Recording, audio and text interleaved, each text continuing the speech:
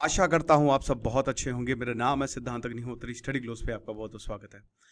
3 सितंबर को हम current affairs 3 सितंबर के करंट अफेयर्स हम शुरू करते हैं। वैसे तो 2 के हैं ये, तो ये 4 करंट अफेयर्स हम बात करेंगे, लेकिन उससे पहले दोस्तों आपसे 2 दिन रह गए हैं।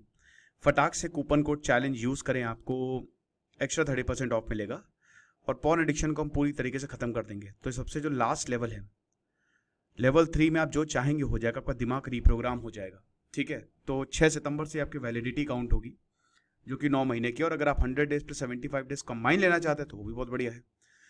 तो electric field, invisible electric field, क्या बात है, पेपर 3 के लिए सुपर इंपॉर्टेंट है। तो स्टडी ने ये बोला है कि भाई देखिए, एक इनविजिबल इलेक्ट्रिक फील्ड हमारे धरती के अराउंड है, और यही इलेक्ट्रिक फील्ड जो है पोलर विंड को जनरेट करती है।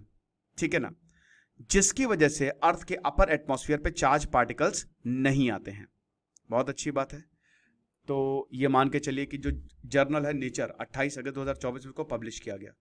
तो बेसिकली यहाँ जितने भी चार्ज पार्टिकल्स है ना, तो जो इलेक्ट्रिक फील्ड है ये इनको रिपेल कर देती है, हटा देती है ना। तो एम्बी पोलर इलेक्ट्रिक फील्ड, तो भाई बहुत बड़ी बात है कि अर्थ के एटमॉस्फेयर को ये इलेक्ट्रिक फील्ड जो है वो हटा रही है। मतलब जितने भी पोलर विंड, पोल, नॉर्थ पोल, साउथ पोल पे जो भी चार्ज पार्टिकल है वो स्पेस पे ही भेज रही है, वो यहाँ आ ही नहीं पा रहे हैं। ठीक है, ये भी बता रही है कि जो एम्बीपोलर इलेक्ट्रिक फील्ड है ये एटमॉस्फेरिक स्केप और जो आयनोस्फीयर का शेप है उसको भी बनाने में एक बहुत ही इंपॉर्टेंट रोल प्ले करती है। ठीक है ना। अब सबसे बड़ी बात यह है क्योंकि धरती का एटमॉस्फेयर लगातार इवॉल्व हो रहा है, मून पे एटमॉस्फेयर नहीं है क्योंकि वहां की एस्केप वेलोसिटी बहुत कम है, सारे पार्टिकल एस्केप कर जाते हैं।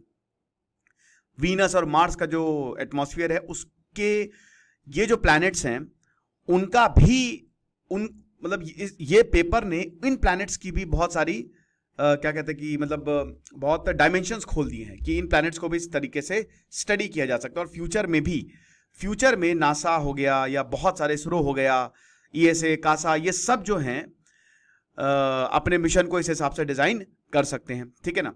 और एक कन्वेयर बेल्ट की तरह है, यहाँ पे बता रहे हैं कि कन्वेयर बेल्ट की तरह है, जो अर्थ कन्वेयर बेल्ट क्या होती है, वो लगातार मूव करते रहती है, राइट। तो एक तरीके से ये इलेक्ट्रिक फील्ड क्या करती है कि जो अर्थ का एटमॉस्फेयर है उसको थोड़ा ऊपर उठा देती है ना। तो जो फंडामेंटल एनर्जी फील्ड है जैसे ग्रेविटी, मैग्नेटिज्म और अभी एम्बीपोलर इलेक्ट्रिक फील्ड, इसने प्लैनेटरी एटमॉस्फेयर को वक्त दर वक्त जो है वो शेप दिया है। न्यूक्लियर सबमरीन हमको मिल गई है, भारत की दूसरी न्यूक्लियर सबमरीन INS अरिघात, इसको विशाखापट्टनम में इंडियन नेवी ने कमीशन कर दिया। ये बहुत बड़ा स्टेप है क्योंकि सबसे बड़ी बात यह है कि न्यूक्लियर सबमरीन हमारे पास है नहीं, और अब ये जो तीसरी न्यूक्लियर सबमरीन मिली है इससे हम पाकिस्तान, चाइना और हर किसी को उनको मजा चखा सकते हैं। तो सबसे पहली बात वही है कि राजनाथ सिंह ने यही बोला कि भारत का जो न्यूक्लियर ट्रायड है वो और ज्यादा स्ट्रेंथन हो जाएगा, और न्यूक्लियर डेटरेंस को भी, हमारी जो पॉलिसी है नो फर्स्ट यूज, उसको भी और ज्यादा ये स्ट्रेंथन करेगा।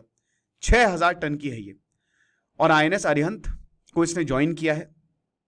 अब न्यूक्लियर ट्रायड ये होता है कि समुद्र से, जमीन से और हवा से, तीनों जगह से आप न्यूक्लियर वेपन जो है वो छोड़ सकते हो। तो समुद्र में कैपेबिलिटी थी, INS अरिहंत था, लेकिन INS अरिघात ने और ज्यादा इसको स्ट्रेंथ दे दी है। अब ये जो सबमरीन है इसमें K-15 मिसाइल है जिसकी रेंज 700 किलोमीटर तक दूर जाके मार सकती है, यहां से आप पाकिस्तान को आराम से खत्म कर सकते हैं। 83 मेगावाट का इंजन है, लाइट वाटर न्यूक्लियर रिएक्टर इसमें है। ठीक है, जिसकी वजह से ये लगातार नीचे ही रहेगा, पानी के ऊपर नहीं आएगा। और मिनिस्ट्री ऑफ डिफेंस ने यह भी बोला कि सबसे बड़ी बात, अरिहंत से ज्यादा मॉडर्नाइज्ड है ये, ज्यादा बढ़िया है ये, सोफिस्टिकेटेड डिजाइन है, मैन्युफैक्चरिंग टेक्नोलॉजीज कमाल, और हमने सब आत्मनिर्भर यानी कि घर का ही यूज किया है, इंडिजीनियसली इसको बनाया गया है, और नो फर्स्ट यूज पॉलिसी इसको और ज्यादा स्ट्रेंथन करने वाली है। अभी अमेरिका, रशिया, चाइना, फ्रांस, इन सबके पास न्यूक्लियर ट्रायड है। INS अरिहंत भारत में 2016 को आया था, तब हमारे पास ये आ गया था ट्रायड, हम पूरे हो गए थे 2016 में। अभी और भी प्रोजेक्ट्स हैं, 2 additional nuclear ballistic submarine projects हैं जो अरिहंत और अरिघात से भी ज्यादा तगड़े हैं। ठीक है ना। तो 7000 टन के, लेकिन उसमें अभी थोड़ा सा टाइम लगेगा। इंडियन नेवी के अभी अगर बात करते हैं तो 16 कन्वेंशनल सबमरीन है, जिसमें 7 किलो क्लास, 4 शिशु कुमार क्लास और 5 French scorpion class attack submarine है। राइट, 1980 से हमने इस प्रोग्राम को चलाया है। शिशुमार क्लास जो है वो जर्मनी में डेवलप किया, और कलवारी क्लास सबमरीन जो है वो फ्रांस के साथ हमने डेवलप की। ठीक है ना। और सबसे बड़ी बात, अभी 18 सबमरीन है INS अरिघात के बाद, 30% जो नेवी सबमरीन्स है वो बेसिकली कभी भी आप उसको लॉन्च कर सकते हैं, कोई दिक्कत नहीं है। अगर वॉर होता आप ऐसी की तैसी कर दोगे, राइट। भारत की रियल जीडीपी क्या है, बहुत अच्छी बात है। तो भारत की जो रियल डोमेस्टिक प्रोडक्ट है वो 6.7% पे है, ठीक है। और फिगर आरबीआई ने बोला था 7.1 रहेगा, 7.1% तक, उससे बिलो है। और प्रीवियस क्वार्टर में 7.8% था। तो जो आरबीआई ने सोचा था वो नहीं हुआ। मैन्युफैक्चरिंग की अगर बात करते हैं तो 7% से एक्सपैंड किया है, कंस्ट्रक्शन 10.5 से, 5% से 10.5 और 8.6% से जो पिछले साल था, ठीक है। गवर्नमेंट की final expenditure, final consumption expenditure की बात करें तो 0.2% से कॉन्ट्रैक्ट हुआ है वो, ओके। और प्राइवेट फाइनल कंजम्पशन एक्सपेंडिचर जो है वो 7.4% से बढ़ा है। एग्रीकल्चर और माइनिंग की बात करें तो 2% से वो थोड़ा सा स्लो गए हैं, 3.7% पिछले साल था। माइनिंग जो है वो अपटिक हुआ है, उसमें 7 से 7.2% पे गया है। सर्विस सेक्टर तो हमेशा बेस्ट रहता है, लेकिन इस बार गिरा है, 10.7% पिछले साल था और इस बार 7.2%, ठीक है ना। Trade, hotel, transport, communication, broadcasting services वो 5.7% तक ही बढ़े हैं, ठीक है ना। पिछली बार 9.7% तक बढ़े थे, ठीक है। तो ये चीज है। बाकी आप देख सकते हैं gross fixed capital formation 7.5% quarter 1 में, 8.5% से थोड़ा सा कम है। पब्लिक सेक्टर कैपिटल एक्सपेंडिचर वो बहुत तेजी से गिरा है, 33.3%, मतलब एक तरीके 3.8 ट्रिलियन डॉलर रुपीस का, अगर हम ईयर ऑन ईयर बेसिस पे बात करें तो इतना ज्यादा फायदा हुआ है, ओके। तो वी आनंद जो कि हमारे चीफ इकोनॉमिक एडवाइजर हैं, उन्होंने कहा है कि ठीक है, मतलब ऐसा तो नहीं कि बहुत तगड़ा रिजल्ट है, ठीक ठाक रिजल्ट है, बट आगे आने वाले समय में जीडीपी और बढ़िया बढ़ेगी, 6.5 से 7% तक रहेगी।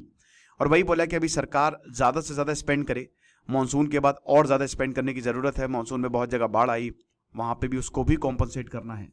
डीके श्रीवास्तव जो चीफ पॉलिसी एडवाइजर हैं, उन्होंने कहा कि देखिए जो कैपिटल एक्सपेंडिचर है उस पर अंडर स्पेंडिंग देखने को मिली है, ठीक है। जीवी और जीडीपी कंपैरिजन की बात करें तो जो ओवरऑल ग्रोथ रेट है, ग्रॉस वैल्यू एडेड, वो 6.1% था, जो कि थोड़ा सा ज्यादा है, ओके। साइक्लोन आसना, क्या बात है। साइक्लोन आसना जो है वो गुजरात के पास आ गया है, तूफान खतरनाक होता है ये। अरेबियन सी में इसकी उत्पत्ति हुई और अब वो गुजरात की तरफ आ रहा है, ठीक है। बहुत जबरदस्त बारिश होने वाली है और इसीलिए आप देख रहे हैं कि गुजरात में भयानक, वडोदरा में इतनी ज्यादा बारिश हुई है कि वहां पे मगरमच्छ मिल गए हैं। और साइक्लोन आसना जो है 1976 में पहली बार आया था, और आसना का मतलब होता है जिसकी तारीफ की जा सके। पाकिस्तान ने इसको दिया था, अरेबियन सी में ये ओरिजिनेट हुआ था। 3 साइक्लोनिक स्टॉर्म जो हैं वो अरेबियन सी में 1891 से लेकर 2023 तक फॉर्म हुए अभी तक। और भाई अब वही है कि 26 जिंदगियां चली गई हैं, मतलब 26 लोगों की मौत हो गई है, 18,000 लोगों को अभी तक इवैक्यूएट किया जा चुका है। वडोदरा में तो बहुत ही ज्यादा, सबसे वर्स्ट हिट है वडोदरा रिवर, राइट। सरकार का रिस्पॉन्स यही रहा है कि बात की है भूपेंद्र पटेल सीएम से प्रधानमंत्री मोदी जी ने, और बोला कि सेंटर पूरा सपोर्ट देगा। तो लो प्रेशर है भैया। बे ऑफ बंगाल में भी सेम, आंध्र प्रदेश और उड़ीसा में भी हमने देखा भयानक बारिश हुई है, क्योंकि लो प्रेशर डेवलप हुआ और अगले 36 घंटे तक जबरदस्त बारिश जो है वो होने वाली है। ये लेक्चर था, आई होप आपको समझ में आया होगा। 4 करंट अफेयर्स आपके लिए बहुत इंपॉर्टेंट, और हमारा कोर्स उससे भी इंपॉर्टेंट, जो आप अवेल करिए। हमारे ऐप को डाउनलोड करिए, वरना वेबसाइट विजिट करिए। Thank you so much.